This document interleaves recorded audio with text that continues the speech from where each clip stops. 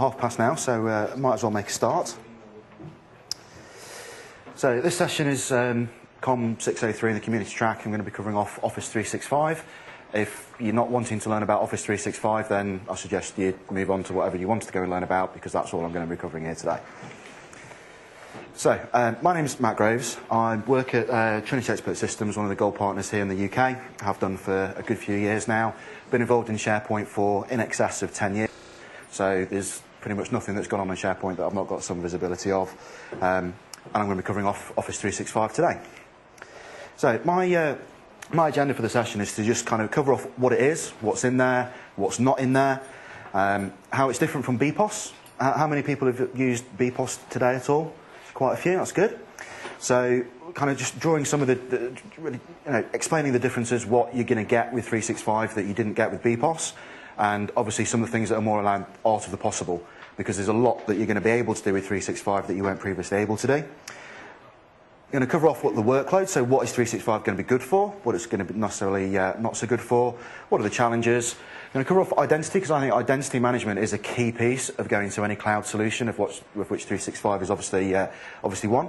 Talk about the coexistence model, so where you can have some things that you deliver on-premise, other things that you deliver from the cloud. And hopefully my demo will work. I didn't have to sacrifice any chickens or anything this morning because it's all hosted by Microsoft, so I've had no VMs to build. It's been really nice and straightforward. So, before I kick off, cloud. It's a very broad topic. I'm not going to be able to cover everything that I would want to cover because it would take me about 3 days. But I just want to let everyone know straight up front now that what you're going to see today might not be for you. I hope it will be, and some of the elements of it I'm sure will be, but it's there, you could use it, it's just really a case of understanding what the limitations are. So, my good friend Anthony, who's actually sat down here at the front, did this quote for me some time ago around what is cloud computing. And I think the main things that relate to Office 365 are about it being on demand, that it's just there, you subscribe to it and you're live within minutes. You know, you've got no lengthy deployment, you've got no massive infrastructure exercise to undertake. I don't know if anyone was in Neil Hodgkinson's session this morning. He covered off some of the infrastructure considerations about cloud services. If you're a hosting provider, you don't need to worry about any of that. It's Microsoft's problem. All nice and simple. So, what is in 365? By the way, if you want to read up on 365, go to 365.com, because if you go to office365.co.uk, you can buy some stationery and pens and other things. It's a bit of a problem, I think, with Microsoft brand research, that they didn't realise that 365.co.uk was a stationery provider. But we've got Exchange Online, we've got Office, we've got Link Online, and of course, what we're here to talk about primarily today is SharePoint Online and what that's going to bring to the table for us. Big step forward really from BPOS is the fact that this really is bringing together the latest generation of all the Microsoft technologies into one convenient suite of products. It's no longer disparate. SharePoint Online, you're still going to be able to buy it separately, but it's not just an isolated thing in the kind of way that it was with BPOS. So, as we covered in the keynote today, 70% of enterprises are using SharePoint. So that's a large number of users, that's a large number of organisations. So I think the combination of SharePoint 2010, or indeed 2007, plus Microsoft Office does give you kind of best in breed in terms of business productivity. One of the great things of 365 is it is truly access anywhere. Anyone who's trying to do secure remote access onto corporate systems will know that it can be quite challenging. If your systems are up in the cloud, all you need is an internet connection, everything else is dealt with for you. The other really compelling thing, I think, for going to the Microsoft stack rather than some of the cloud competitors that are out there is it's a known tool set for your user base. They're going to be using Microsoft Office, they're going to be using Outlook for their email or Outlook Web Access for their email, all these tools that they're familiar with, rather than having to go and learn something new. If you went down the route of Google, for example, and you had to learn how to use Gmail rather than Outlook, or Google Docs rather than SharePoint. It is a very robust and secure platform. I'm going to come on to talk about some of the potential challenges, some of the pitfalls maybe. Excuse me. But one of the main things is that 99.9% uptime guarantee, which is financially backed. So unlike all of the other cloud competitors that Microsoft have, they're the only ones that really do stand out in terms of financially backing their SLA. And what that means is simply, if they don't deliver 3 nines availability, you don't pay. Which is a nice guarantee to have. There's also other things that it complies with in terms of SAS 70, ISO standards, and a few other things around US things. And of course, EU Safe Harbour, but I'll come on to talk about that more in a minute. Although this says about control and efficiency, I think one thing that I think is missing from there is agility. The agility that it brings to you as IT providers is vast. You know, you no longer have to worry about that 2-week lead time to procure that extra server because your environment's starting to struggle a bit. It's just there. It just works. So I've not really spoken too much about any of the functionality, and a lot of people over the course of the last few months have just said, well, is it not just BPOS V2? Is it not just a straightforward upgrade? Is it not just, you know, the newer stuff, but fundamentally the same kind of thing? Well, I think it's a lot more than that. I think that the options that you have in 365 are vastly superior to what you had with BPOS. So some of the general things that we've got in there, there's a whole new user interface, as you would expect. We've got role-based access control. Some of the key things are, I think, around identity management, which I've got a nice couple of slides to cover off on. But it is a key differentiator between 365 and BPOS in terms of how you're going to be able to manage your online identities, how users are going to be able to sign into them, the control and the flexibility that brings to you. And how many people in the room work for partner organisations, gold partners, or so that's quite a high number. There's also a much better partner reseller model for 365 than there was with BPOS, and a much better partner support model as well. So, running through Exchange Online, I showed this deck to a friend of mine. He said, well, if you're speaking at the SharePoint conference, why are you starting with Exchange? And my answer is, well, I'm covering 365. I'm not just focusing on SharePoint Online. SharePoint Online is obviously the biggest thing I'm going to talk about, but Exchange Online, in terms of all the things that are in 365, the biggest no-brainer that exists is Exchange. Putting your mail in the cloud and paying a per-user, per-month subscription model, rather than the cost and hassle of managing your big Exchange implementations on-premise, is just a simple no-brainer. It really is. Particularly with the coexistence options that we now have with 365, that it's no longer a kind of all-or-nothing deal. You can have an on-premise deployment, so where you've got bits of system integration, bits of workflow, bits of integration with CRM systems to do mail trapping, journaling, e-discovery, FOI things. You can still do all of that on-premise, but your mailboxes, the things that actually cost you the money to maintain, can be up in the cloud at a much lower price, which is much, much better. I'm not a huge fan of email, but Exchange Online is I think, the way to go. Another couple of things just to cover off Exchange. FOPI. How many people have heard of FOPI? Okay. So FOPI is Forefront Online Protection for Exchange, which is the antivirus, anti-malware layer that sits in front of Exchange, so that any mail that comes in from, well, the cloud, from anyone who's sending your organisation some mail, will get washed through Forefront Online Protection for Exchange, so it's subject to standard kind of governance controls, policies, etc., which is really good. At the moment in the beta, it's not configurable. You don't have access to the interface. Come general availability, you will have access to do some basic configuration of the way that FOP is going to work for you.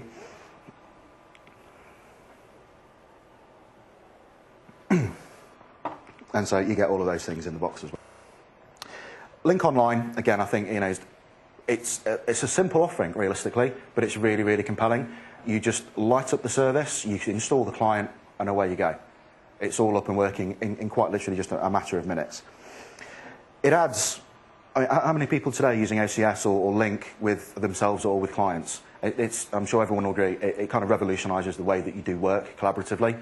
The ability to have people working in geographically remote locations, but to be able to connect to them instantly, do screen shares, do video conferencing, it's really, really compelling. The only thing that you're not going to get with Link Online that you're probably used to getting on-premise is breaking out to legacy telephone systems, so breaking out to a legacy PBX, QSIG, your ISDN, however you're going to connect up to the outside world. So in the beta today, you can't do calling, you couldn't call someone's cell phone, for example, or someone's landline. You can call PC to PC. After general availability, roughly 6 months, I'm told, they will have that functionality, and I'll come on later to talk about exactly how that's going to work. But that's, I think, in terms of your planning and assessing whether or not this is going to be a viable option for you, there is going to be some time lag between general availability and when all of the features actually finally make it into the production release. Last example of something that's coming later, by the way, is the web access. So if you use the communicated web access today, if you don't have the client installed, if you're on a client site, for example, and I spend a lot of time on client sites, I use it all the time. You just log into the web portal, you get link, and away you go. It's really good. That's not going to be in general availability. That's going to come later on.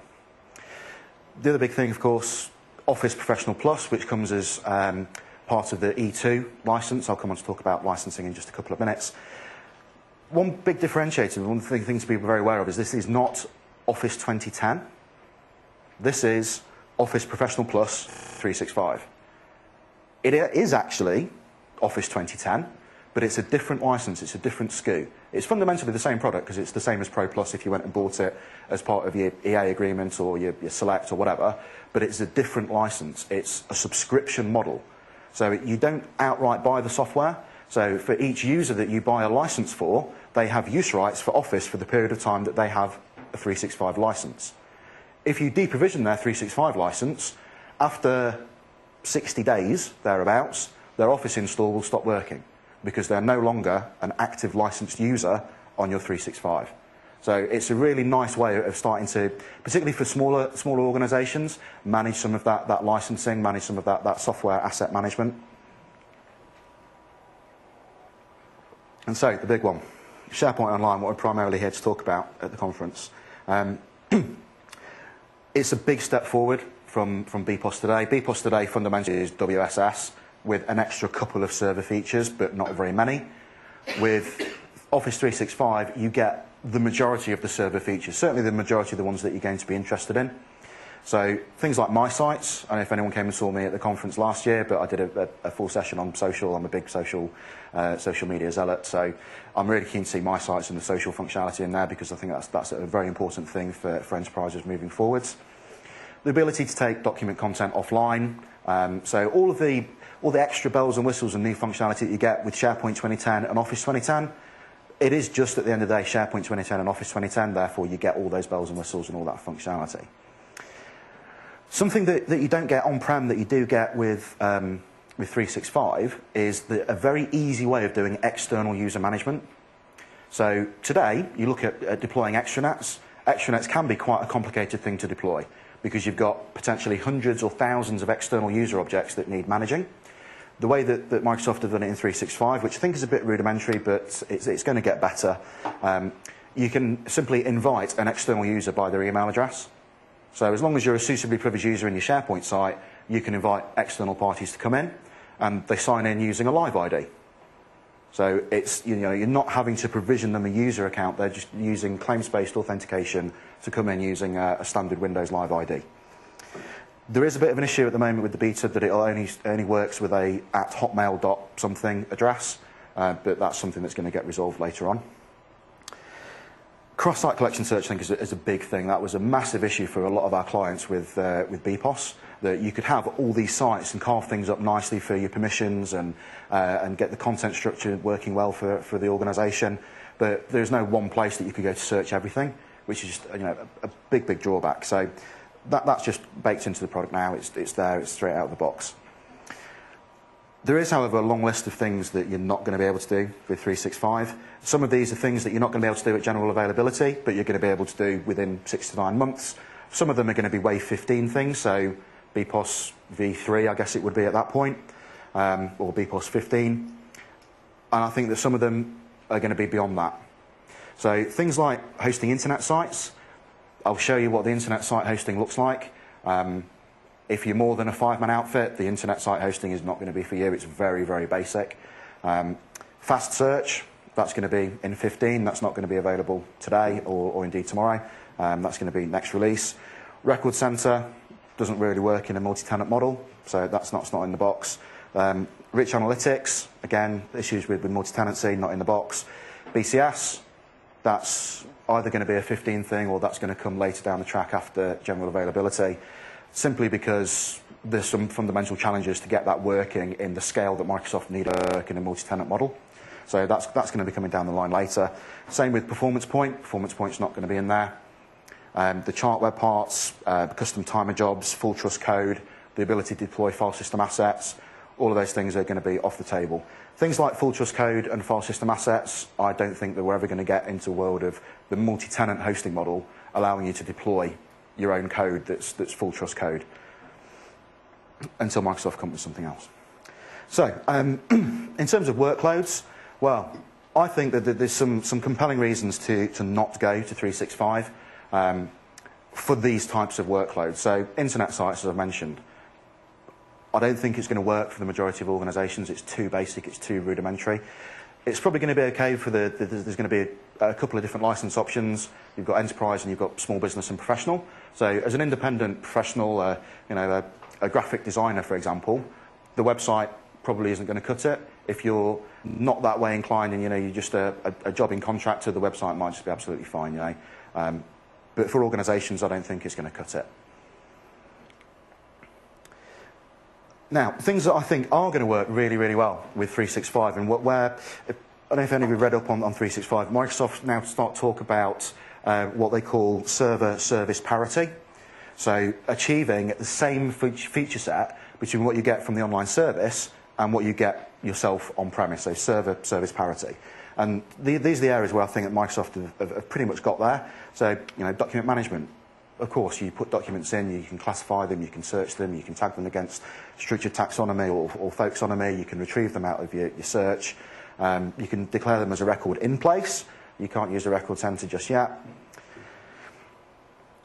So for a lot of the use cases of SharePoint, for team-based collaboration, for document-centric working, it's absolutely ideal, absolutely perfect. For intranet use, depending on exactly what you want through the intranet, if it's an intranet that's got lots of dashboards and data coming from back-end systems that you would deploy using BCS on-premise, then 365 is probably not going to be the place for that corporate intranet.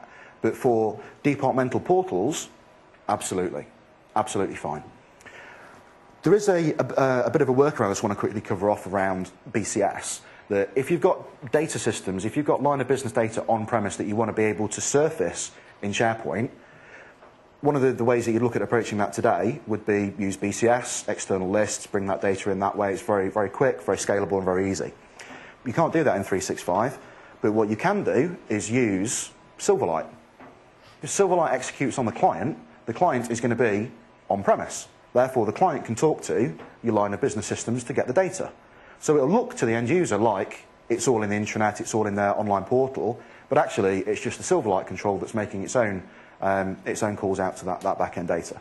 There are potential challenges with that. If there's any devs in the room, then things like cross-domain calls, they'll realise some of the challenges therein, but it's a viable option. So, in terms of what the licenses are, the SKUs, I focused on the enterprise ones. There is going to be the small business one. There's also going to be a dedicated set for educational use, which is just an evolution of the Live at EDU that Microsoft did a few years ago. So this is the various options. I've highlighted and read some of the things that I think are going to make a big difference to your decision making as to which one you end up going for. So the use of Office web apps. I'm a big fan of Office web apps. I think they're really, really good. Very, very quick, easy way of opening up documents and doing basic editing to them. That's fundamentally the differentiator between the E1 and the E2 plan. I think E3 is probably going to be the most commonly bought option, simply because it gives you so much more. Fundamentally, everything except voice with the little star. And that's voice that breaks out to a phone system where you can call someone's mobile or their landline. And that's also not going to be available, strictly speaking, in the cloud. That's going to require you to deploy Link on-premise, connect it to your PBX in the way that you do today, your SIP gateway, however you're already doing it, and you then basically federate with yourself.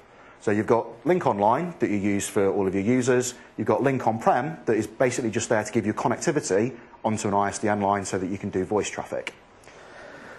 The reasoning behind that is actually quite sound. That if Microsoft offered that service in the cloud, a lot of countries in which they sell software would class them as a telco, and therefore they would be subject to all of the regulation that goes with being a telco. And quite clearly Microsoft wants to avoid all of that regulatory nonsense because it's a pain. Therefore, they provide this mechanism where you fundamentally do it yourself. Is that possible that a third-party partner would do that for you? For smaller organizations?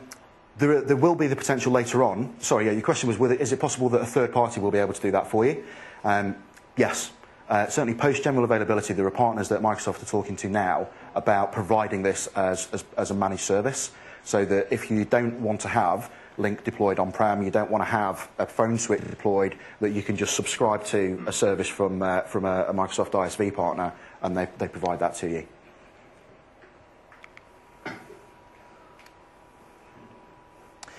Okay, so we covered off the costs of 365. Very predictable, very manageable cost. You know that per user per month your outlay will be that amount of money.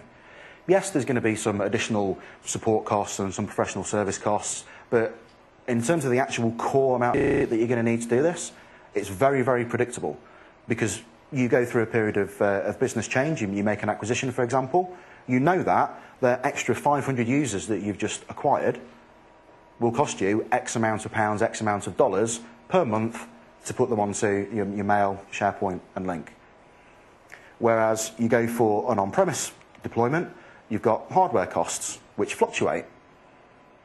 Now you look at the price of memory chips over the course of the last couple of months, and because of the challenges that they've had over in Japan, memory prices have been fluctuating massively. Therefore, how can you predict what your hardware cost is going to be? You can guesstimate that the cost over time is going to decrease because it's technology, it generally does get cheaper over time. But if you budgeted X amount of pounds and then you had to buy just after the tsunami hit, the price of memory shot through the roof. Your budget's blown out of the water. Software licensing. If you're doing it on-prem, there's no subscription model, really. You can buy into an enterprise agreement, which is kind of subscription-ish. You can buy Select, you can buy eOpen, you can just do an outright purchase if you want to. But you've got an outlay that's a capital outlay, whereas what we're talking about with 365 is shifting that model from CapEx to OpEx, something that's just going to run rather than a big spike at the front. No one's looking at you, Simon.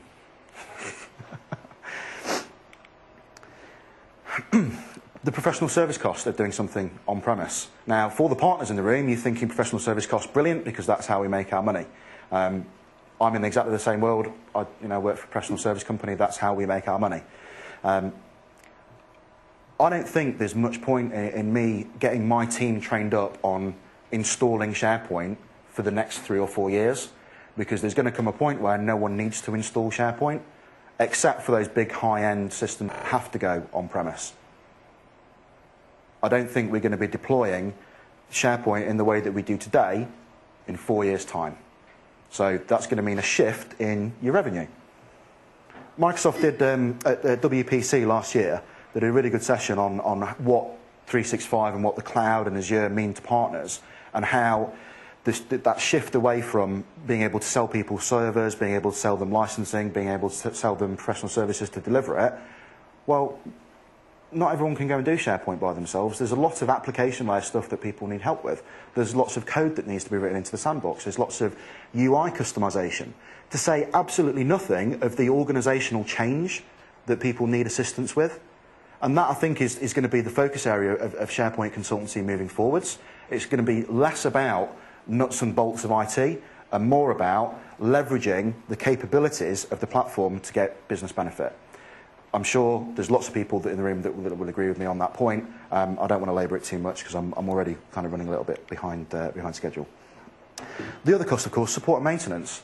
If you're trying to deliver a 24/7 service out to the business, you've got to pay your support guys 24/7 to give them the coverage.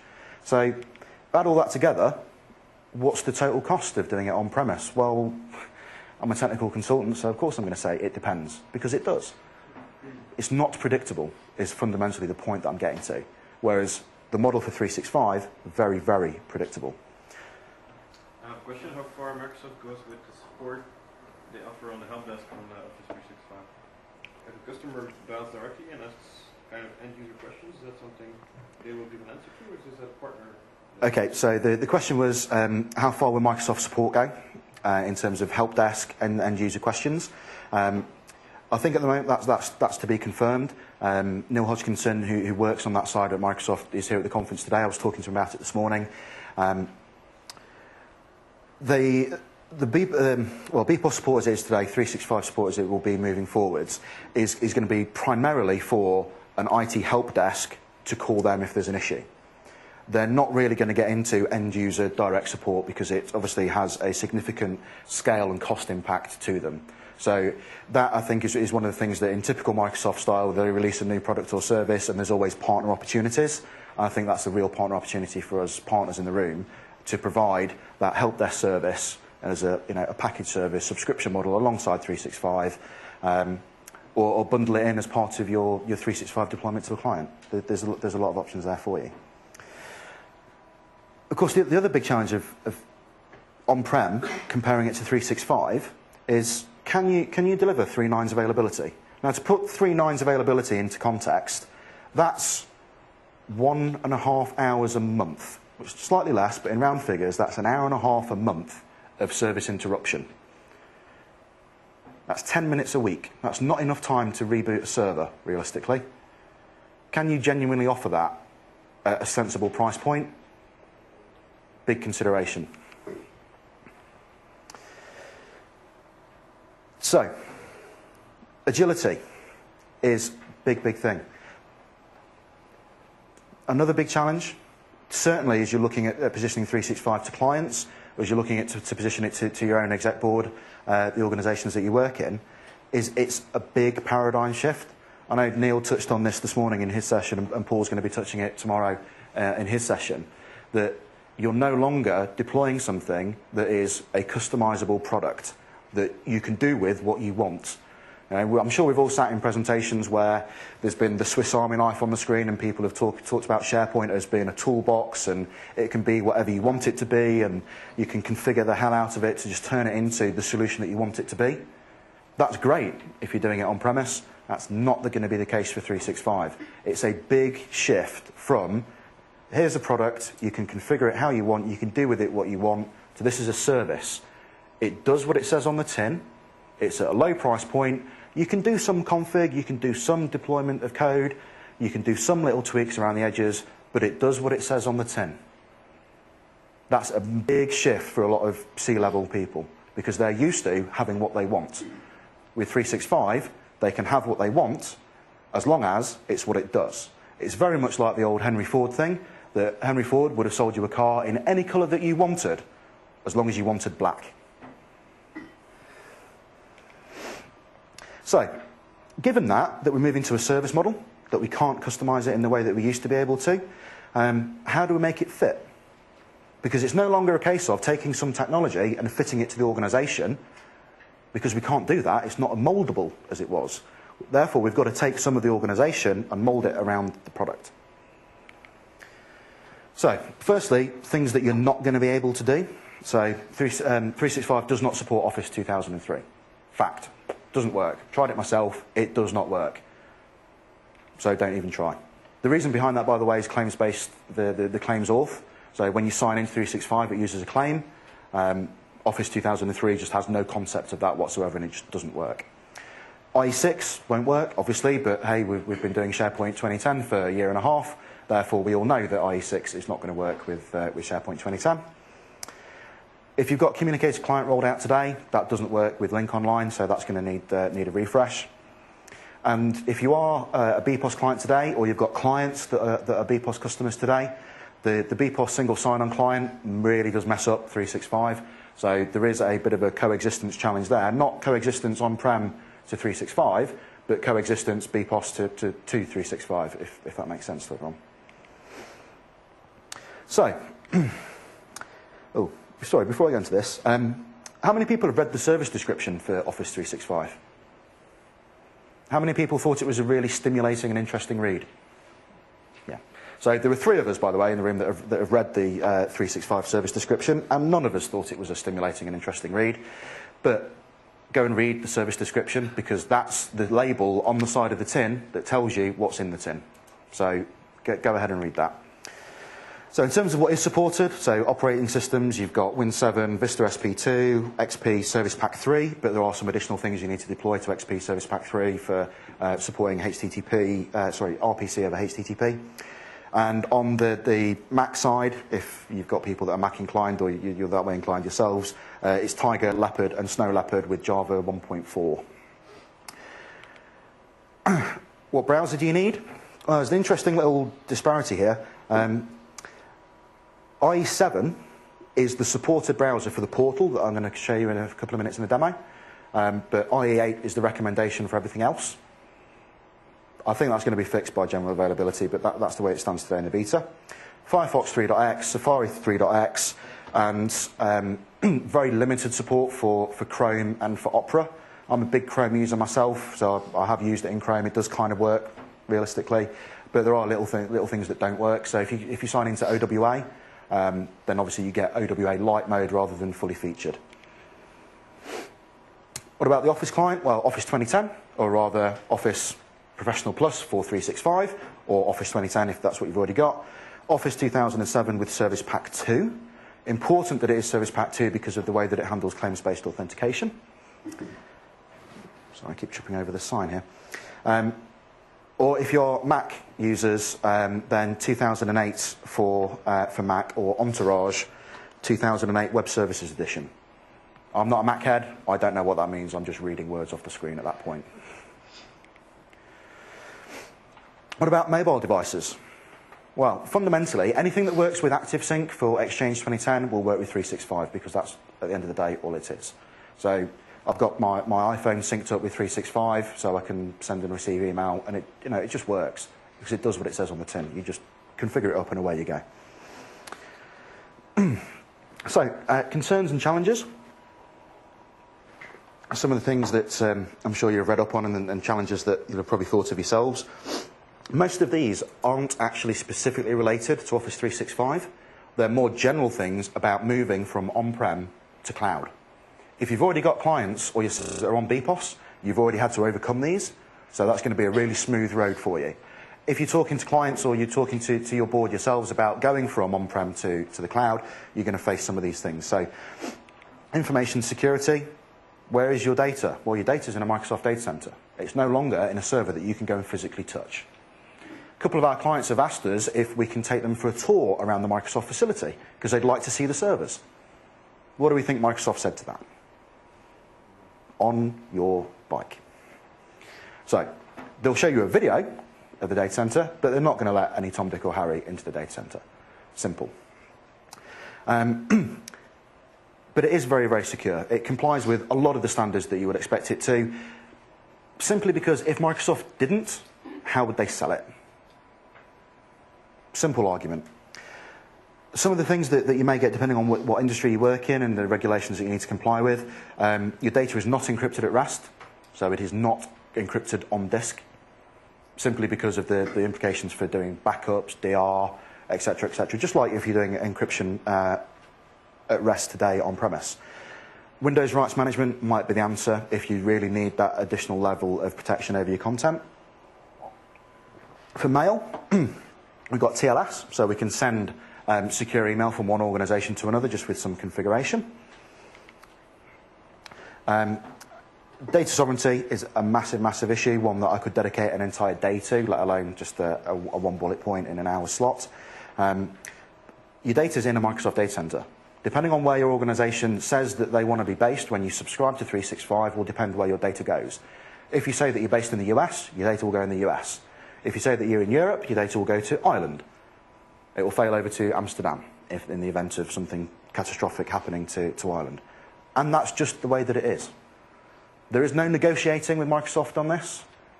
It's written on the label, on the side of the tin. That's just the way it is. The Patriot Act is an interesting topic. I had at the SharePoint Saturday event last year, I presented SharePoint online, and a couple of Microsoft guys quizzed me and said that I was talking rubbish when I was talking about what the Patriot Act implications are. Thankfully, Simon May, one of the IT Pro evangelists, did blog a bit of a correction that showed that I was right. Hey, big ego trip for me. But fundamentally, Microsoft are a US company. They're subject to the Patriot Act. So Microsoft can get issued closed subpoena from the Patriot Act that means they have to give access to your data. As far as I'm aware, and as far as Neil's aware, Microsoft have not been issued with one. Ever. But if a lawful subpoena is issued, and Microsoft will check that it's lawful before they just hand over your data, if a lawful subpoena is issued, Microsoft can't say no. That's no different to any other cloud service provider that's based in America. It's the law. Microsoft can't get away with that. I'm sure they'll try, but they can't. Business continuity planning and compliance. Well, actually, in terms of BCP, I think this is a big tick in the box. It's much, much easier to plan business continuity when it's all up in the cloud.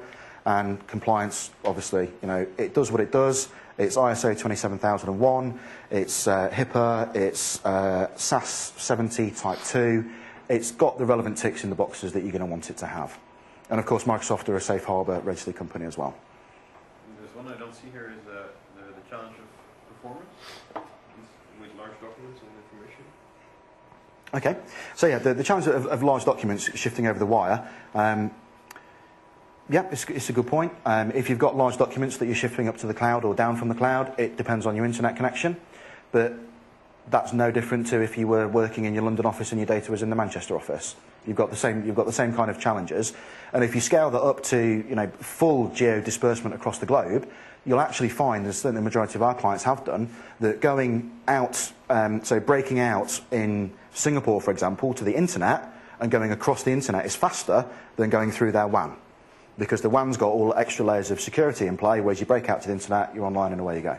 So in certain circumstances, it could actually be quicker to get to your data if you put it up in the Microsoft cloud rather than it being on-prem going over your WAN. It depends. It's one of those swings and roundabouts. It might be, it might not. So managing identity, you've got a few options. You've got cloud only, cloud with synchronization, or federated. I'm going to go on my face 1 second, nonetheless. So Microsoft Online IDs. This is the really easy one because it's fundamentally like you've not got AD on-prem. So if you're a really small organization, you actually don't have any servers on-premise, and you're just, in the cloud, you're working in the new kind of hybrid organization way, this is absolutely great because you don't need an on-premise identity, you just sign in with your cloud ID. Nice and simple, nice and straightforward. Moving on to the directory sync option. So you've got a Microsoft Online ID over here in the cloud, but it's synchronized with what you've got on-premise. So you deploy an extra little bit of software called the directory synchronization tool, which fundamentally needs to sit on its own server. It doesn't run a 64-bit today, but that's all going to get fixed pretty soon. And it just synchronizes objects between local AD and what's in the cloud, but it doesn't deliver you single sign-on. What it gives you is the illusion of single sign-on because you're signing in with the same credentials, but you're not achieving single sign-on. You're not achieving true identity federation. Probably going to be a good option for small, maybe some medium organizations, but I think it's going to stick really at the smaller end. That's the lowest level that you need to be at to do any kind of coexistence, particularly for Exchange or Link. You need to have that synchronization in place so that the cloud knows about your on-prem users. And of course, you need some TIN in order to do directory synchronization. The kind of Rolls-Royce model, and I think that's one that's actually going to get deployed a lot because of the value that it brings, is federated identity with syncing. So, building on top of what we had with the synchronization, we still do that same synchronization, but we build a trust between the federation gateway and your local on-prem federation gateway, as it fundamentally is the ADFS server.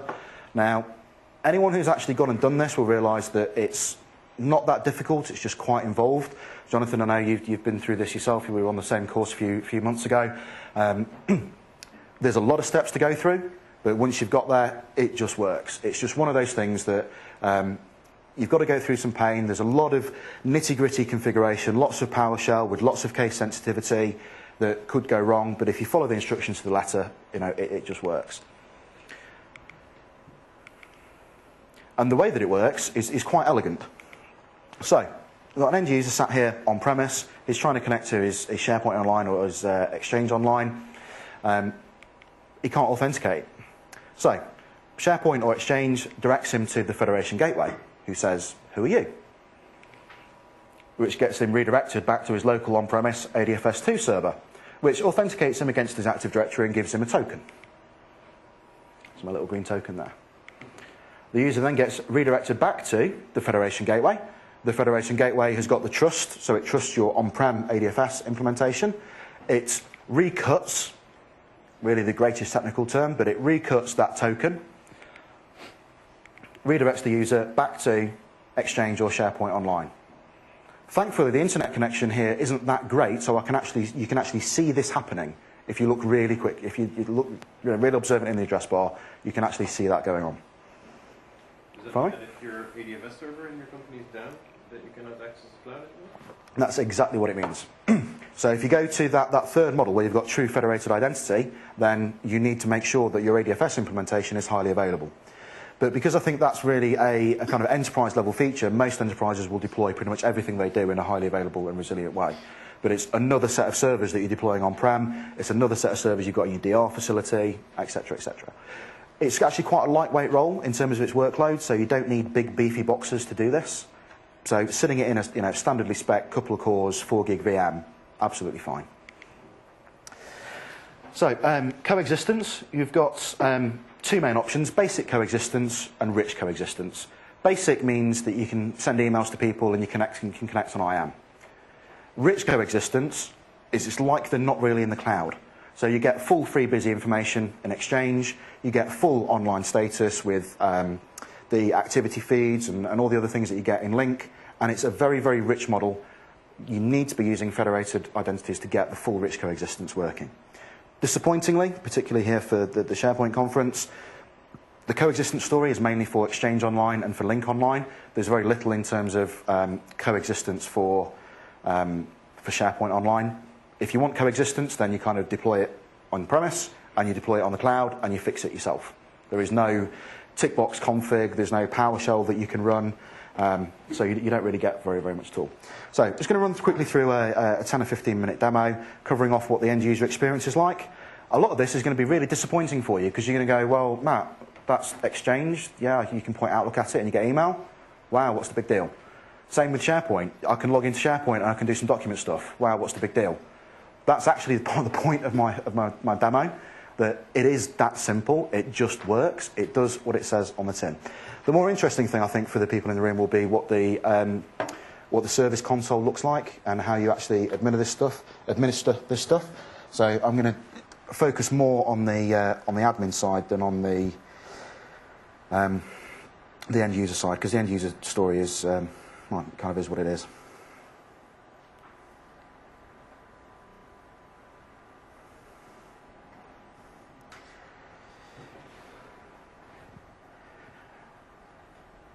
Right, so this is my end user desktop. But now I've not been using it for 35 minutes, has started to go to sleep. So if you look in the address bar at the top there, you'll have seen it got bounced around about 3 times. That was the sign-in process happening. This is the end user portal. I'm not a big fan of this. I'd like the ability to customize it, but I haven't got it. I'd like the ability to tailor what people see. I'd like to be able to put my own help in there, but I can't do that. Not yet, anyway. And I'm sure everyone can hazard a guess as to what's going to happen when I click on the inbox link. I'm going to see my inbox. Simple.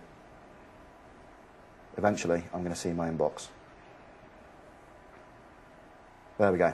An inbox in Outlook Web Access. Wow, Matt, that's brilliant. That must have taken ages to build. I quite agree. It's very simplistic, you know. That's the point. It just works. In terms of Link, federation with Link, so federation back to other organisations or on-prem. Hopefully Paul's now busy.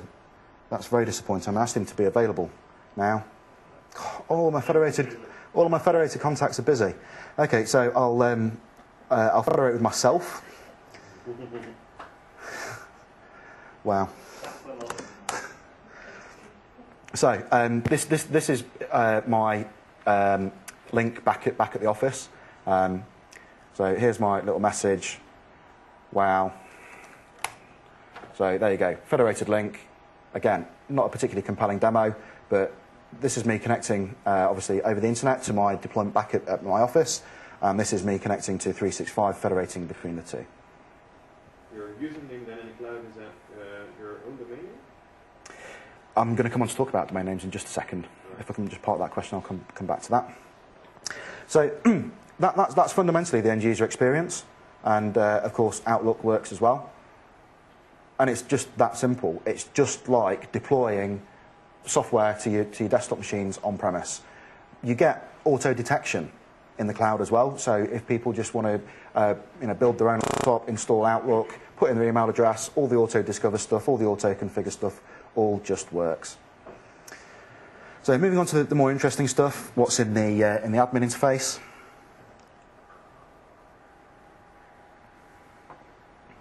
Oh, don't fail me now.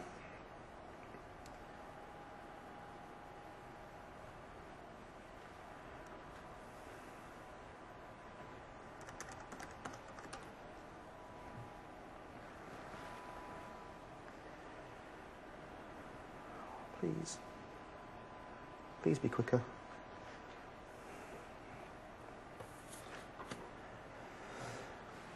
So some of the main differences that we'll see here between the end user experience and the admin experience. So I won't show you the sign-in thing again. I put in a username and password and I log in. It's that simple. This is exactly the same page. So this is portal.microsoftonline.com. I go there, role-based access. It knows that this account, the Matt Groves account, is an admin. Therefore, I see some more stuff. So I see some guides to help me get set up and plan my migration, which is mainly around email. There's very little planning guidance at the moment around SharePoint, but Microsoft will get to that, I'm sure. User management is largely as you would expect it to be, that you can create users. So in this environment here, I haven't done the full synchronization, the full trust with AD. But I can create a new user account, I type some stuff in. It's just like creating a user in Active Directory, but it's in a web interface. I can create groups that I use for security. So some of my SharePoint sites are based on the security in these groups. Again, very similar to what you do with Active Directory, that users become members of groups. And of course, you can do groups as well. To answer your question around domains, so at the moment in this beta, I haven't configured a custom domain. But you can add your own domains in very, very simply. So you can put in your own domain.com.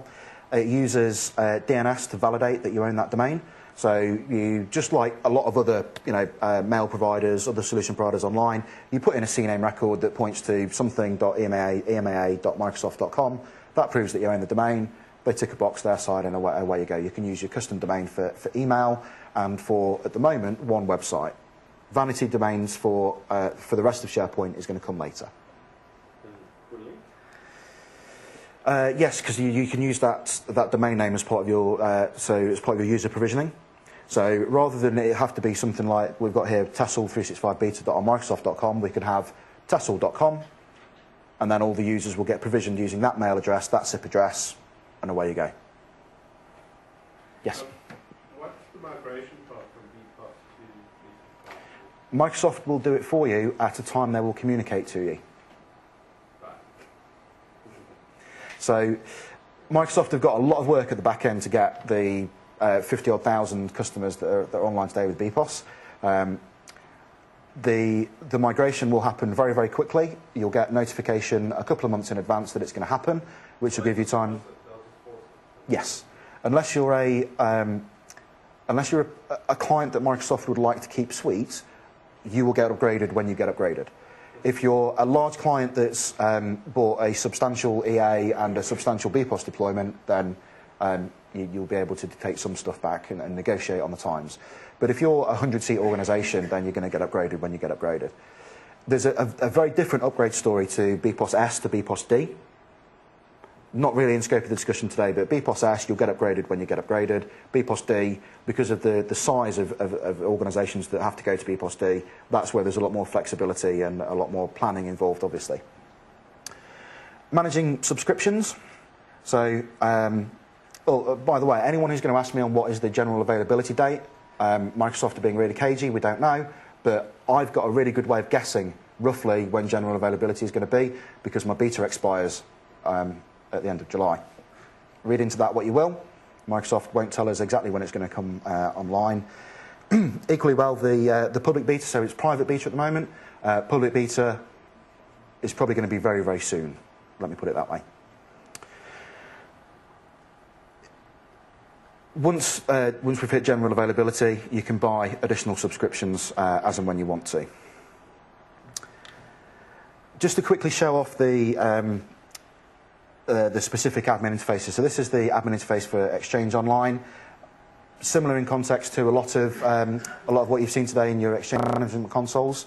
One of I think the compelling things of going to the full federated model is you'll be able to use your same Exchange management console on-prem to manage in the cloud. So your admins will have one interface to use that they'll use for their on-prem Exchange and their cloud-based Exchange users. And it's the kind of stuff that you would expect. So you can do some configuration of the way that your email domain gets routed. You can configure a smart host. So that's, I think, really important for a lot of organisations that have compliance challenges, that all of their mail has to go out through a dedicated smart host because it's journaled, it's archived for FOI, e-discovery, etc. You can configure all that up. For Link Online, the only thing that I've really done here is to enable domain federation. So I can federate with, as I've just shown you, rather disappointingly, that none of my team are online prepared to play with me. So federated with Tessel.com and also with the guys at Content and Code for their demo, their beta, which we did at a training course that I was at a couple of months ago, just to prove that it actually worked. In the beta, this isn't supported, and Microsoft say this doesn't work, but it does if you do the right configuration. Can you just put a wildcard and refederate with it? Yes. You can. You just, rather than go for block unless otherwise, you flip it around, so you say allow unless blocked. Things like distribution lists in SharePoint back to Exchange in your internal domain. Will that work? So within SharePoint, create distribution lists backwards? Yes, as long as you've got all of the relevant routing in place and you've got the right permissions in place, yes. Fairly seamless. Yes, very, very seamless. And then the last thing that I wanted to cover off is just the SharePoint administration side of things. So it's similar in some respects to what you've seen in SharePoint Central Admin. It's going to be different in other respects. So I can't create new web applications, for example, but I can create new site collections. I get the option of either doing a public site collection or a private site collection, but because I've already got a public one, which is my website that I'm going to come on to show you in just a second, I'm laughing because it's really noddy. But I can only create one of those at the moment, but I can put a vanity domain name on there, so if I wanted to have mattgroves.com, then I could put that on. There are a couple of bugettes, as you'll see clicking around the interface. So you'll see that the rest of the interface is in English. I don't know what language that is. Is that Dutch, German? And anyone help me out? German. So I have no idea why. That started happening about 4 days ago when there was a service update. Configuring InfoPath form services, tickbox config, web service proxy for anonymous stuff, which is going to come later on. You can do that. User profile. So this is very, very similar to what you get in SharePoint Central Admin for the service applications. And it works largely in the same way, other than you can't configure the service application. If you've looked at doing multi-tenancy yourselves, then this is what you kind of get as a tenant of that multi-tenancy environment. You can't configure the service app. You can only deal with your slice of that multi-tenant service app. The other thing that's going to be really familiar for everyone, is the term store, because it's fundamentally exactly the same. You build up your term hierarchy, you assign things, you give them synonyms, you define what language you want, and away you go. It really is that simple and that straightforward. So just wrapping up on on the deck. There we go. So I've run through what's in there, what's better than BPOS, what are the typical workloads, what I think the right workloads are for going for 365 and where I think you should maybe think twice. What the challenges are at a high level. The identity management piece, I think that's a very, very key piece to get thought through and planned out. Some of the coexistence options around primarily Exchange and Link, a little bit of a demo. So, is 365 viable? My title of the session is it a viable option? I don't know if anyone came into the room with any kind of preconceived ideas of yes or no. I know I did, because I think yes. I think it is a viable option. You just need to know what's on the tin, because that's the only thing that you're going to get. Further reading, go and read the service description. Particularly if you suffer from insomnia, go and read the service description. General reading, office365.microsoft.com. There are some related sessions here at the conference. Neil Hodgkinson's session this morning, IT 102. You'll be able to look at that on your conference DVD. Paul Turner's session tomorrow morning at 9 o'clock, covering off some of the other cloud considerations. I'm sure you've all seen the Microsoft advertising. Cloud services, we're all in. I'm not sold on that just yet. I think it's a viable option. I think it's worth exploring. If you're looking at deploying SharePoint today particularly, make sure you consider doing it in 365, because it is a viable option. It may not be the option, but it is an option. So I'm not all in.